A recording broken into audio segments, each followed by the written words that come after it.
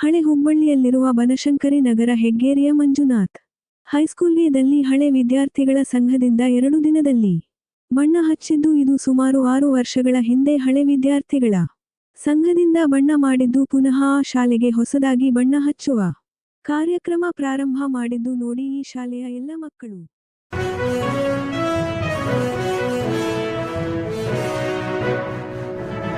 ಹಳೆ ಹುಬ್ಬಳ್ಳಿಯಲ್ಲಿರುವ ಬನಶಂಕರಿ ನಗರ ಹೆಗ್ಗೇರಿಯ ಮಂಜುನಾಥ್ ಹೈಸ್ಕೂಲ್ಗೆ ಹಳೆ ವಿದ್ಯಾರ್ಥಿಗಳ ಸಂಘದಿಂದ 2 ದಿನದಲ್ಲಿ ಬಣ್ಣ ಹಚ್ಚಿದ್ದು. ಇದು ಸುಮಾರು 6 ವರ್ಷಗಳ ಹಿಂದೆ ಹಳೆ ವಿದ್ಯಾರ್ಥಿಗಳ ಸಂಘದಿಂದ ಬಣ್ಣ ಮಾಡಿದ್ದು. ಪುನಃ ಆ ಶಾಲೆಗೆ ಹೊಸದಾಗಿ ಬಣ್ಣ ಹಚ್ಚುವ ಕಾರ್ಯಕ್ರಮ ಪ್ರಾರಂಭ ಮಾಡಿದ್ದು ನೋಡಿ ಈ ಶಾಲೆಯ ಎಲ್ಲ ಮಕ್ಕಳು.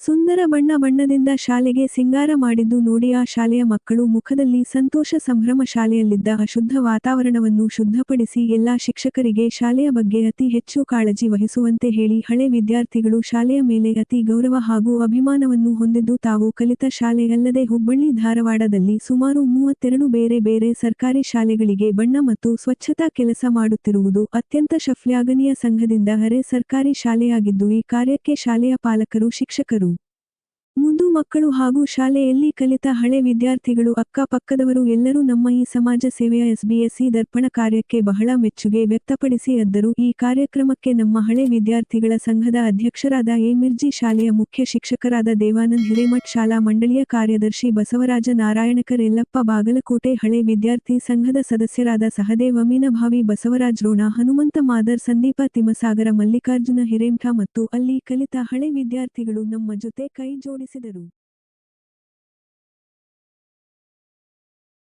ನಾನು ದೇವಾನಂದ್ ಹಿರೇಮಠ ಅಂತ, ಶ್ರೀ ಮಂಜುನಾಥ್ ಹೈಸ್ಕೂಲಿನ ಮುಖ್ಯೋಪಾಧ್ಯಾಯ.